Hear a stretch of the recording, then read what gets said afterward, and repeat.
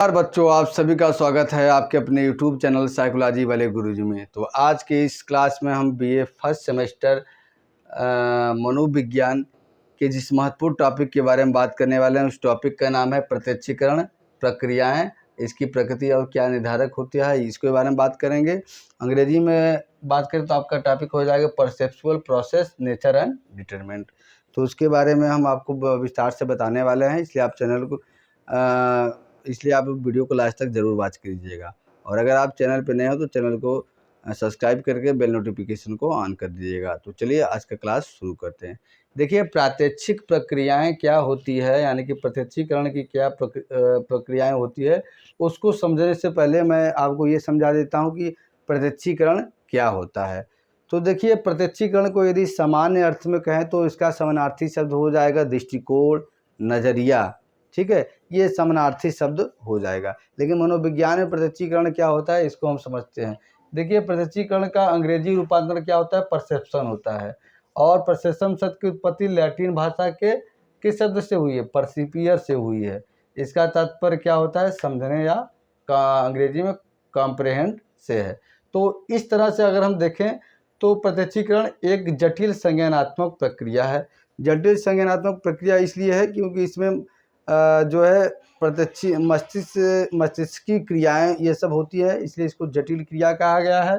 इसके द्वारा हम क्या करते हैं, संवेदना को अर्थ प्रदान करते हैं। संवेदना क्या होता है, किसी वस्तु का अर्थहीन ज्ञान या किसी वस्तु का प्रारंभिक ज्ञान, इसको हम क्या संवेदना कहते हैं। और जो संवेदना का अर्थ प्रदान कर देते हैं तो इसी को हम क्या बोलते हैं, प्रत्यक्षीकरण बोलते हैं।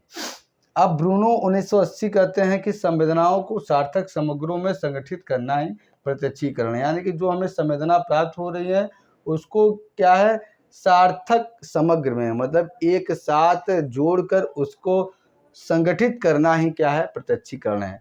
यानी कि जो संवेदनाएं हमें प्राप्त हो रही हैं उसको एक साथ जोड़कर संगठित करके अर्थ प्रदान करना ही क्या है, प्रत्यक्षीकरण कहलाता है। समझ गए आप।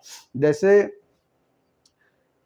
आपसे मैं ये पूछूं कि ये क्या है, तो सबसे पहले आपको इसकी संवेदना होगी और संवेदना आपके मस्तिष्क में जाएगी और वहाँ से जो है आपके मस्तिष्क में या आपके साक्षर क्षेत्र में पहले से अगर जो इससे संबंधित अनुभूति होगी तो आप इसका अर्थपूर्ण नॉलेज हो जाएगा, इसका अर्थपूर्ण व्याख्या आप कर लेंगे। तो वही जहाँ अर्थपूर्ण व्याख्या करेंगे और उसी को हम प्रत्यक्षीकरण बोलेंगे।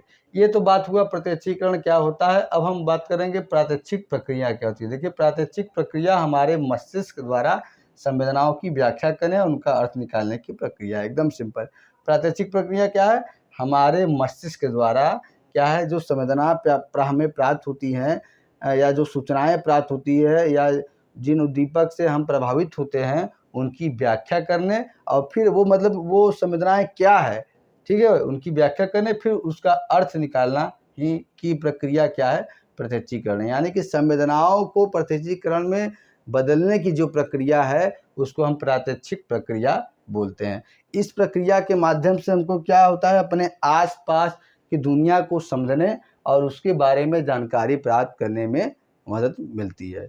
और प्रात्यक्षिक प्रक्रिया में के अंतर्गत 4 तरह की जो है प्रक्रियाएं सम्मिलित होती हैं। वो क्या होती हैं, एक एक करके हम आपको बता देते हैं, फिर उसके बाद प्रकृति और निर्धारक समझेंगे। सबसे पहला जो प्रक्रिया होता है वो होता है कौन सा, ग्राहक प्रक्रिया। कौन सा प्रक्रिया है, ग्राहक प्रक्रिया, जिसको रिसेप्टर प्रोसेस बोलते हैं। इस प्रक्रिया से माध्यम से क्या होता है कि देखिए कि जो हमारे शरीर में 5 तरह की ज्ञानेंद्रियां हैं, तो ज्ञानेंद्रियों के माध्यम से कोई सूचनाएं हम प्राप्त करते हैं। तो यदि ज्ञानेंद्रियां उत्तेजित होंगी तभी क्या है, सूचनाएं हम प्राप्त करेंगे। तो ये कह रहा है कि जो ग्राहक प्रक्रिया होता है उसके माध्यम से हम संवेदनाओं को ग्रहण करते हैं। ठीक है, और संवेदनाओं को हम ग्रहण करते हैं। ग्रहण करने के बाद वो संवेदनाएं क्या है, ज्ञानवाही स्नायु द्वारा वो मस्तिष्क के कार्टेक्स क्षेत्र में जाती है और कार्टेक्स क्षेत्र से सटा साचर क्षेत्र होता है जिसमें पूर्व अनुभूतियाँ जमा होती हैं।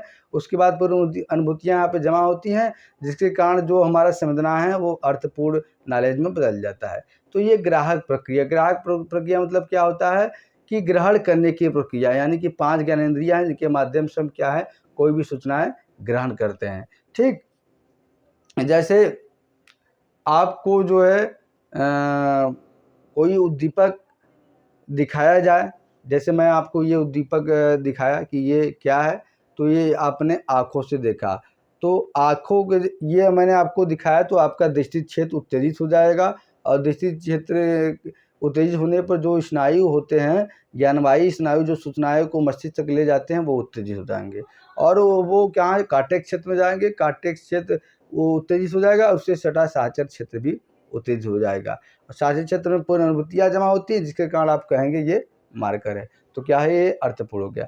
और दूसरा जो हमारा दूसरा प्रत्यक्षीकरण की प्रक्रिया है, वो प्रक्रिया क्या है, भावात्मक प्रक्रिया। भावात्मक प्रक्रिया ये से तात्पर्य उस प्रक्रिया से होता है जिसमें जैसे जब हमें किसी उद्दीपक से हम प्रभावित होते हैं या किसी उद्दीपक के हमको अनुभूति होती है, तो उसके साथ ही साथ हमें क्या उस उद्दीपक से संबंधित सुख या दुख का भाव भी हमको तुरंत उत्पन्न हो जाता है। जैसे हम अपने किसी मित्र को देखते हैं तो हमारे अंदर खुशी का भाव हो जाता है, हम अपने किसी शत्रु को देखते हैं तो हमारे अंदर दुख या घृणा का भाव उत्पन्न हो जाता है, तो इसी को हम भावात्मक प्रक्रिया कहते हैं।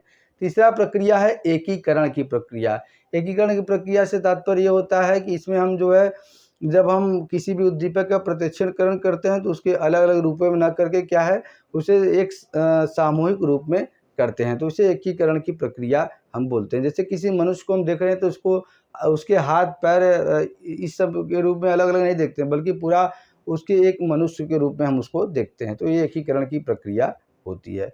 चौथा क्या है, प्रतीकात्मक प्रक्रिया। प्रतीकात्मक प्रक्रिया वह प्रक्रिया होती है जिसके माध्यम से जब हम किसी किसी एक वस्तु के बारे में बात करते हैं तो उससे संबंधित जो दूसरा वस्तु होता है वो स्वतः क्या है, हमें याद हो जाता है या स्वतः हमारे दिमाग में आ जाता है।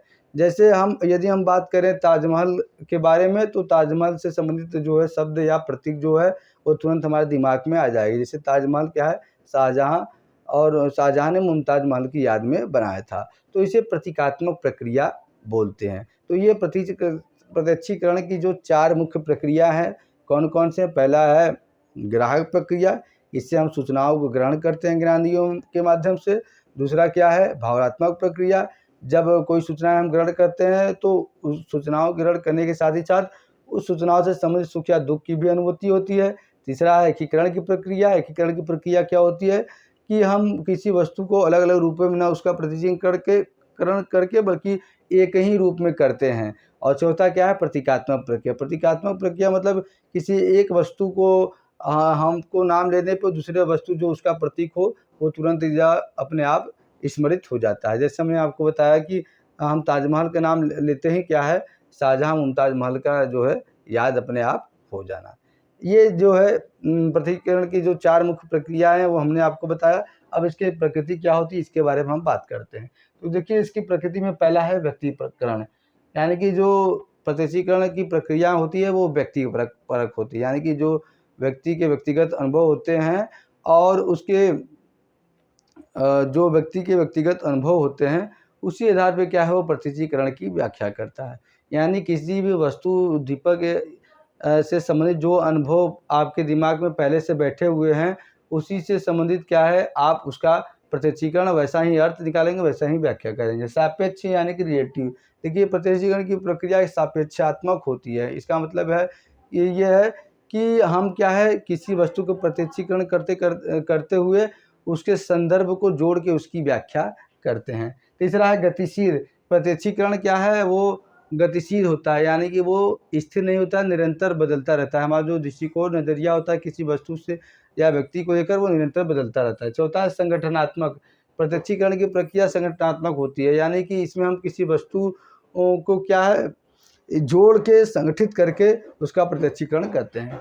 पाँचवा है व्याख्यात्मक, यानी कि हम प्रत्यक्षीकरण में जो संवेदनाएँ होती हैं उनको सार्थक समग्रों में संगठित करके उनकी व्याख्या करते हैं। छठवां है संवेदनात्मक।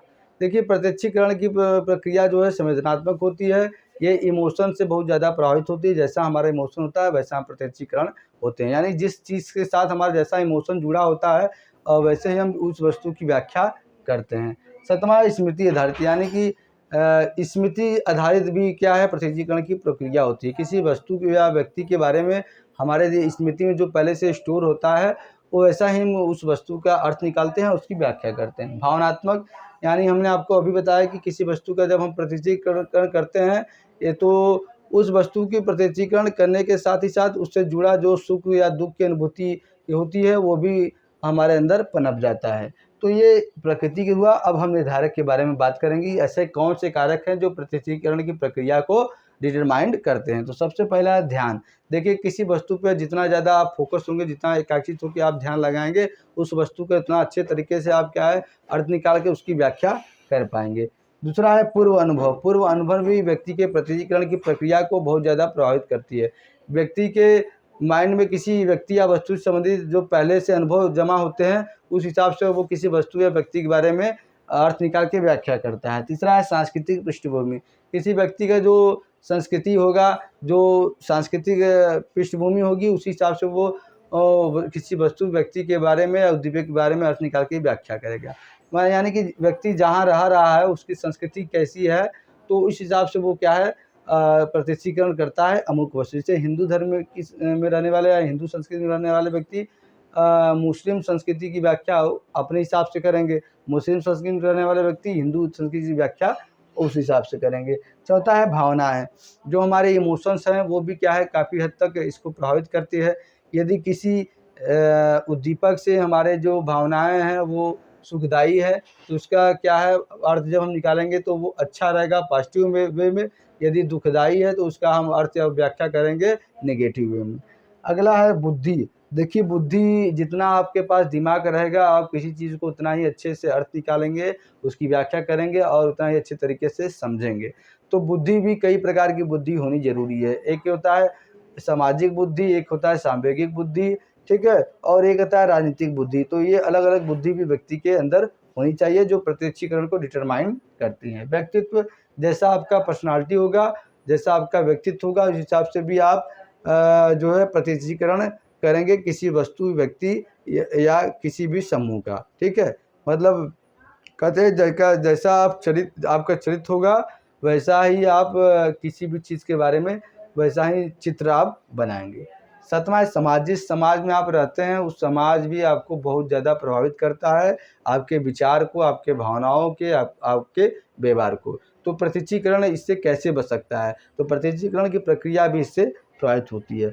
आठवां है परिवार। देखिए परिवार को क्या है किसी भी बच्चे का, किसी भी व्यक्ति के प्रारंभिक पाठशाला बोला जाता है। परिवार से बच्चे या व्यक्ति बहुत ज़्यादा कुछ सीखते हैं, इसलिए परिवार भी प्रत्यक्षीकरण के बारे में उस हिसाब से क्या है भूमिका अदा करता है, उस हिसाब से अपना भूमिका बनाता है।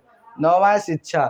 शिक्षा मतलब कि देखिए शिक्षित आप जितना ज़्यादा होंगे तो चीज़ों के बारे में उतना ज़्यादा बेहतर तरीके से समझते जाएंगे, उस हिसाब से लोगों के बारे में अपना राय लेते जाएंगे। तो एजुकेशन भी बहुत ज़्यादा ज़रूरी होता है व्यक्ति को प्रत्यक्षीकरण करने के दृष्टिकोण से।